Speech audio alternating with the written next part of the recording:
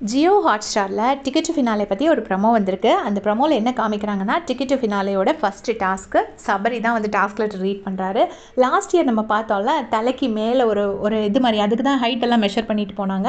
அது தலைக்கு மேலே ஒரு லெவல் மாதிரி வச்சுருக்கோம். அதில் வந்து கை பிடிச்சிட்டு அப்படியே நிற்கணும். யார் இனிமேல் நிற்க முடியாது அப்படின்னு சொல்லிட்டு இறங்குறாங்களோ அவங்க வந்து அவுட்டு.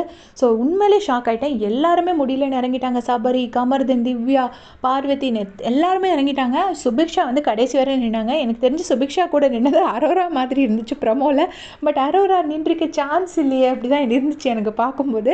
கடைசியில் அரோராவில் தலையில் துண்டு போட்டுட்டு உட்காந்துருக்காங்க. சுபிக்ஷா நிஜமாகவே என்டியூரன்ஸ் டாஸ்க் வந்து சூப்பராக பண்ணி ஃபஸ்ட்டு டிக்கெட் டு ஃபினாலேயோட ஃபஸ்ட்டு டாஸ்க்கை வின் பண்ணியிருக்காங்க. செம்ம ஃபயர் அப் பண்ணியிருக்காங்க. உண்மையிலேயே பாராட்டணும். நான் வந்து சொல்லியிருந்தாங்க இந்த மாதிரி, நான் நெக்ஸ்ட் வீக் வந்து செம்ம ஃபயராக இருப்பேன், சூப்பராக பண்ணுவேன் டாஸ்க்கெல்லாம் அப்படின்னு சொன்னாங்க. அதை நிஜமாகவே ப்ரூவ் பண்ணியிருக்காங்க. ஸோ அதுக்கு சுபிக்ஷாவுக்கு வாழ்த்துக்கள். நிஜமாக இது இனி அடுத்தடுத்த டாஸ்க்லாம் எப்படி பண்ண போகிறாங்க அப்படிங்கிறது தெரியல. அதை பற்றி உங்களுடைய கமெண்ட் சொல்லுங்கள். தேங்க்ஸ் ஃபார் வாட்சிங்.